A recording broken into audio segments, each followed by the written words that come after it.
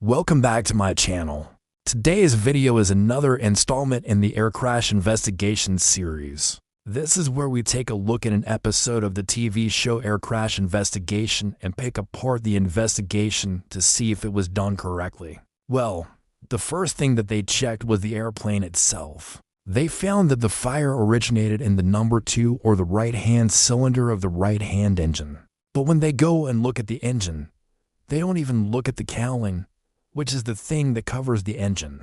Now, I'm not going to go into this too much, but one of the indicators that you can use to determine if someone's on drugs is their pupil size. But there's no evidence provided in this episode or in the NTSB report to support that claim. So they are just saying that he didn't follow his checklist, and therefore, he must have been impaired.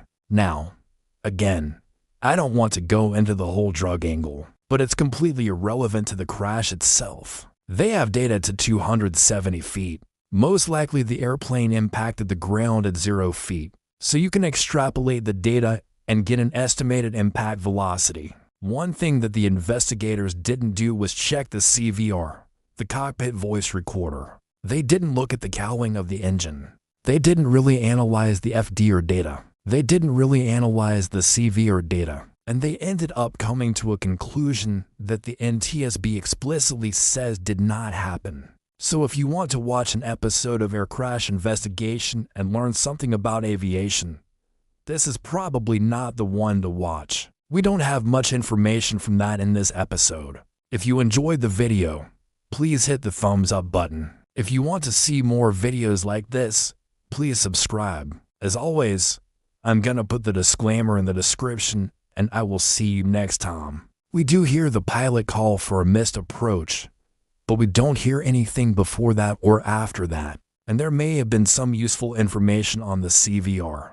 If their pupils are dilated, then they might be under the influence. Now, I don't understand this at all. They're looking at the engine to try and figure out how much power it had. This is almost certainly incorrect. Not only does it make absolutely no sense to have a fuel leak in one wing that results in a fire in the wheel well of the other wing, but the NTSB explicitly says that this is not the case. It wasn't a fuel leak that caused the fire. The fire was caused by a wiring harness that was routed through the right main landing gear and into the right fuselage. The wiring harness was rubbing against the main landing gear actuating cylinder, and that caused it to chafe. That caused the wires to become exposed. The insulation on the wires became damaged, and that allowed a short to occur between the wires. This resulted in the ignition of the flammable vapors inside the wheel well, and that is what started the fire. There's so many different ways that you can figure out how much power an engine has. You can look at the maintenance records.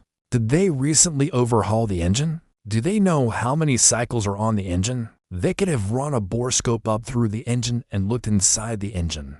How does the engine look? If it's completely worn out, then there's probably not going to be a lot of power available. But instead, they just look at the engine and say, HMM, lots of damage. I wonder, what could have caused all this damage? Now, in fairness to the investigators, they did talk to an engine expert who said that there shouldn't be a loss of power to either engine based on the damage that they saw. It doesn't record all of the parameters that a typical FDR would, but it does record altitude and vertical speed. The investigators use this to reconstruct the accident flight. So here's the reconstructed flight. The flight starts at an altitude of 39 feet per second. It climbs to about 600 feet and then it levels off. Then the pilots call for a missed approach. The plane starts to descend and then it pulls up at 200 feet.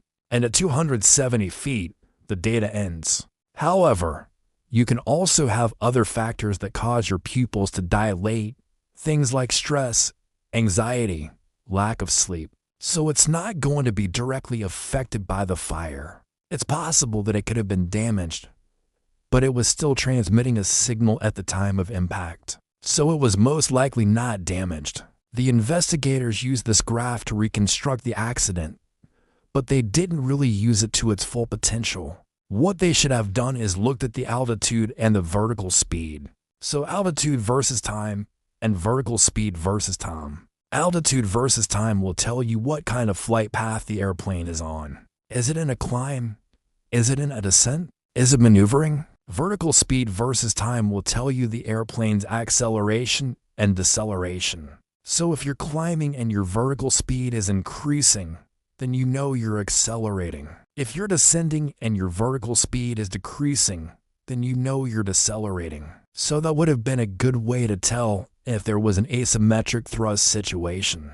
And the investigator makes a comment in this episode that the pilot had a history of drug use, but he had no history of drug use while flying. The investigator does not acknowledge that you don't need to have a history of using drugs while flying in order to be impaired while flying. You can be impaired just like you can be any other time. That would have been a good place to start, because if the fire started in the wheel well and traveled aft, that would mean that the cowling would have been removed.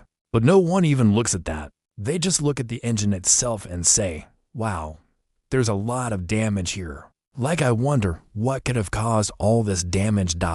Now, one of the things that they're going to be looking at is, how did the fire start? Was it due to a mechanical problem, or was it due to something else? And that's what this entire episode is basically based around. This episode is E for bad data, and it S about this accident that happened in 2011 in New York. A small plane crashes into a building after takeoff from Long Island MacArthur Airport. The pilot reported engine failure. On the ground, air traffic control noticed that the plane turn rates were very high. The fire did not start in the right-hand cylinder of the right-hand engine. In fact, this entire sequence of events is completely wrong. The NTSB determined that the fire started in the wheel well of the right main landing gear. It then spread aft along the right fuselage, and then it damaged the engine.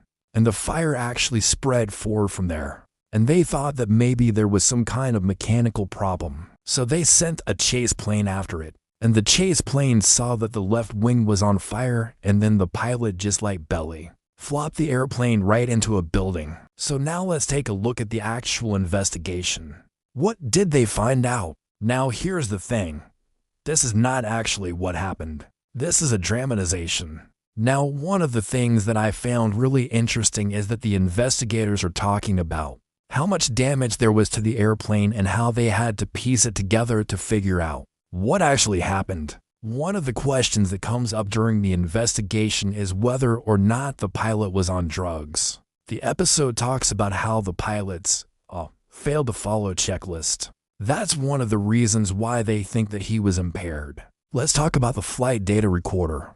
The FDR, or the flight data recorder, in this case is actually an ELT, or an emergency locator transmitter. Now, what's important to note here is that the ELT is located in the tail of the aircraft. Another thing that they should have done with the FDR data is extrapolated the last data point. One of the things that the investigators are trying to figure out is how much power was available to the airplane. They do this by looking at the engine.